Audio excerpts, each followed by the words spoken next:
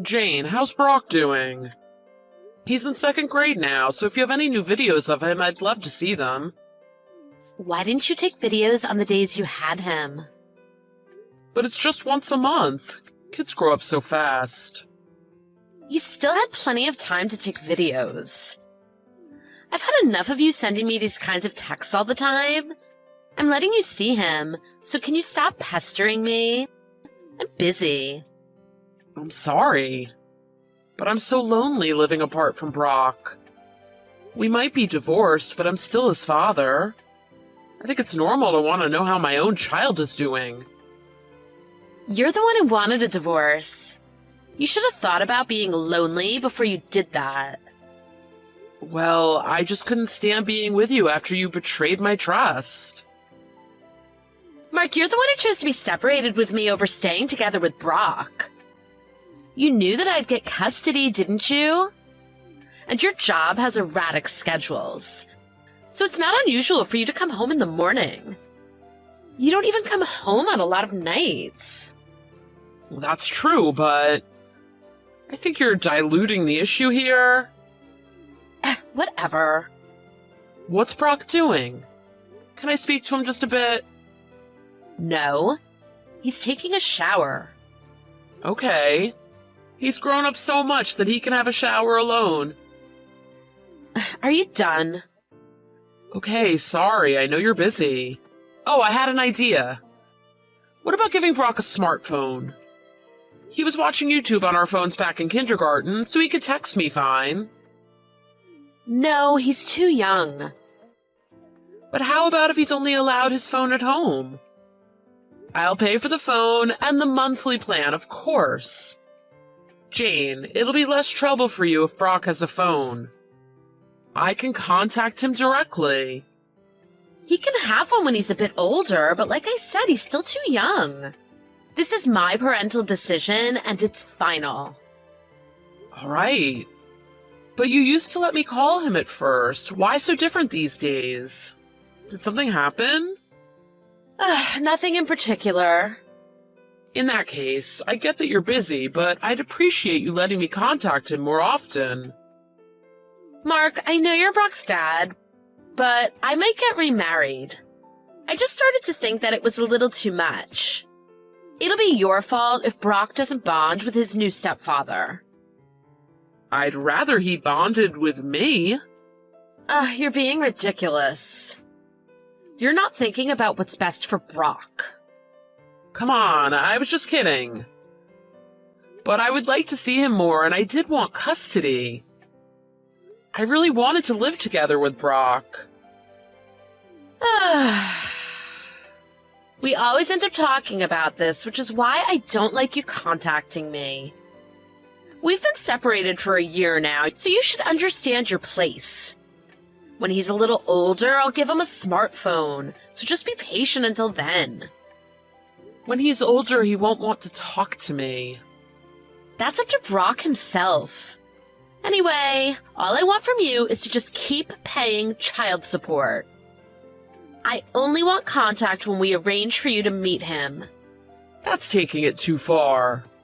I just want you to give it a little thought about me talking to Brock more often.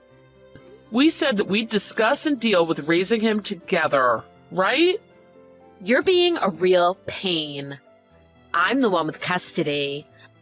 I'm the one who has to look after him 24/7. Don't make me repeat myself ever again.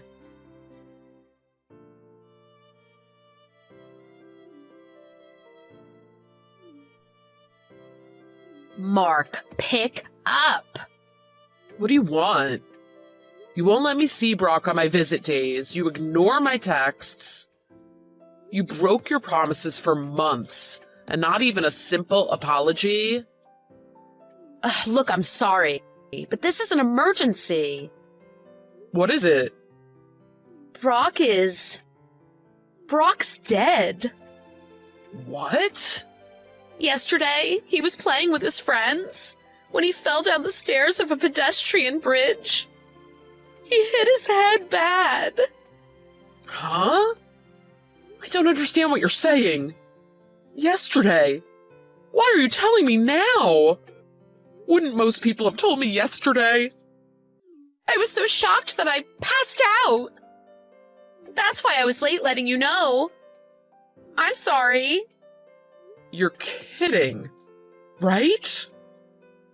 I'm telling the truth. Why would I lie about something like that? I don't believe you. I get it. I know you don't want to believe it, but it's true. Then I'm heading over to you now. Where's Brock? He's with the funeral home. There's a lot of external damage, so they're fixing him up. They said that we wouldn't want to see his body as he is. So you won't see him until the funeral. You've already planned for the funeral? Of course. Mark, you're acting weird. Brock's gone, but I don't think you're taking this seriously. I'm sorry. I'm finding it hard to believe. Something's fishy. I get it, but we have to cremate him and give him a proper funeral. So I was speaking with the funeral home. The funeral fees are pretty expensive. They're saying it'll cost 25 grand. $25,000? Really, that much? He left us so young, so the least we could do is give him a good funeral. Don't you think so, Mark? Well, of course I don't think we should be penny pinching here. Right? So I'll get $9,000 together. I want you to pay for the rest. $16,000. I see. Is that too much? Can you bring it in cash to tomorrow's funeral? Hey, Mark? Where are you? Mark, why are my texts on red? You have to come tomorrow. Good morning. Is this Mark's number? Yes, that's me. Who's this? I'm Jane's friend. My name's Holly. Oh, Jane's friend. What's wrong with you? It's Brock's funeral today. But it sounds like you haven't even checked Jane's texts. Oh yeah, that. Why are you acting so dismissive? Don't you even want to be at your own son's funeral? Aren't you ashamed to call yourself a father? What? You're the worst. Jane's been an emotional wreck after losing Brock. But you won't even try to support her? And he was your only child, right? Brock is my beloved son, yes. The funeral starts at 1 p.m. Make sure you're there. It's at Jane's house. And maybe it's not my place to butt in, but make sure you bring the funeral fees too. Jane was crying and saying she couldn't afford it all on her own. The funeral's at home, but it costs 25 grand. You guys should get your story straight. I'm not gonna fall for your lies. Lies? Mark, I know this must be difficult for you, but Brock is gone. You have to accept the truth. It's on the news on the internet about the 7-year-old who fell off the pedestrian bridge. Why don't you go check? I did check. Then why aren't you replying to Jane? Do you realize how difficult it's been for her? Organizing her own child's funeral by herself? Even if you're divorced, you're being awful. You guys are the ones being awful here. Trying to milk another child's tragic death for your own financial gain. Brock wasn't the child who was on the news. You just used that story because it happened to be a kid with the same age who lived close. What on earth are you saying? I've seen through all your lies. Brock passing away, the funeral. I know it's all one big fat lie. I don't get it. I didn't get it at first either. I met Brock on the same day that he supposedly died. I wondered what the lying was for, but it seems like it was all for the money. Huh? You don't have to pretend anymore. I know you're the one giving orders to Jane here. I couldn't get hold of Brock, and Jane was acting strange, so I dug deeper. Then I found out that Jane started living with you. She was really struggling as a single mom, so I let her stay with me. You were taking Jane's salary and Brock's child support, weren't you? It seems like you're ripping off a lot of people through the guise of a therapist. Don't you dare accuse me of ripping people up. That's not fair. Jane might have cheated on me, but she would never do anything to harm Brock. You started demanding money from her. Things got tight for her financially, so she got her sister Anna to look after Brock. You're twisting what happened. I'm just helping people in need.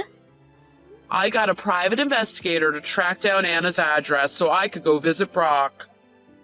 She told me that Jane was being brainwashed. Brainwashed? Jane apparently said that she didn't have the money to support him, so she left him with her sister. Anna said that she couldn't get through to Jane, that she couldn't convince her to stop going back to you. Jane did that of her own free will. It's not my fault. That's true. It's what Jane decided, of her own free will, what would be best for Brock. But Brock was alive. You knew as well, didn't you?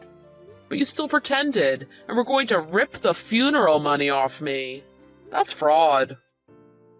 I don't know what you're talking about. It's just what Jane told me. I'm saying that you're the one who was pulling the strings. I did some investigation on you as well. Even if I just went after you directly, you could just easily deny everything. I haven't done anything wrong. Everyone just comes to me with their problems. See, trying to deny responsibility from all this. Jane isn't the only one living in your house, is she? I got those people living with you to cooperate with me. I can see why Jane would seek comfort in another man. You just give me the creeps. Sniffing around other people's business. No wonder she cheated. I think it's Jane's own fault that she got herself in this situation. She still needs a rest for her mental health. But I'll make sure she goes to see a proper, licensed therapist. Not a fake one like you. Not just Jane, but all of your other victims too. How do you plan on doing that? Everyone's seeing me out of their own freedom. If you're arrested, I guess that solves the problem. Me? Arrested? I think there are plenty of things you should be charged for. Firstly, the house you live in isn't even your own. You've been told to leave by the homeowner, haven't you? The homeowners have asked me to live here. It's not as if I was the one who chose this house. Also, how are you able to live so extravagantly despite being unemployed? You're getting money from Jane and the others, but you're not paying any taxes, are you? That would be tax evasion. I'm sure the police would also love to hear about your involvement in this funeral fee fraud. It's not as if I did all of this. It wasn't me. Everyone's just choosing to come to me with their problems. So the chances that I would be caught are pretty slim. Got it? The police are the ones who get to decide that. It's true that it would be hard to convict you for your involvement without testimony from those you manipulated. I don't know for sure if you'll be arrested. But if I can free Jane and the others from your control, that's good enough for me. You wasted a whole lot of money and time on this. You must have a lot of spare time. I'm used to this sort of thing from work. Researching other people, that is. Huh? It seems like Jane didn't tell you. I write for a weekly magazine. Society might hate people like me, but I don't show mercy to the wicked. Even if the law forgives you, I won't. I'll reveal everything to the world. Are you saying you'll write an article about me? Stories about brainwashing are hot right now. My boss has given me the go-ahead. This is what these magazines are for. You'd make an article, even if your own family are involved? This is why everyone hates the press. What a pathetic existence you lead. You can call me whatever names you want. Holly, you used a fake name to be a psychic, didn't you? I know all about that as well, so there's no hiding. I'm planning to expose all of that too. Okay, I get it. I apologize about your son's funeral. I'll convince Jane to go live at home. So will you let this go? If you want money, you can have it. I don't want your money. At first I was just looking for Jane so I could see Brock. But now that I know all about you, I've got all sorts of people working with me. There are plenty of people who are worried about their family members that you brainwashed. Fine. I'll let everyone go home. That's what you want, right? That won't cut it. I've already reported you to the police. What? Of course. If I didn't report you, who knows when you'll try and pull off your next scam? I can't let you get away with that. But I really didn't think I myself would become the target of your deceit. Really? What do you mean? The best way to arrest someone is to catch them red-handed. Oh, I've arrived at Jane's house. To do what? To join the funeral, of course. Of course, the police decided to attend as well. You don't mind, do you?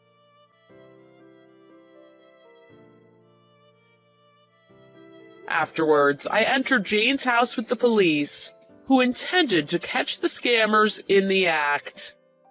Jane and Holly were arrested. On account of it being her first crime and being coerced by Holly, Jane was found not guilty. Holly was sentenced for multiple charges of fraud related to her scams and psychic business. Brainwashing in itself wouldn't usually be a crime. An adult would be held responsible for their own crimes, even if manipulated by another. It would have been difficult to do anything against Holly, but in her case, she herself did break many laws. I wrote this whole incident as an article for my magazine.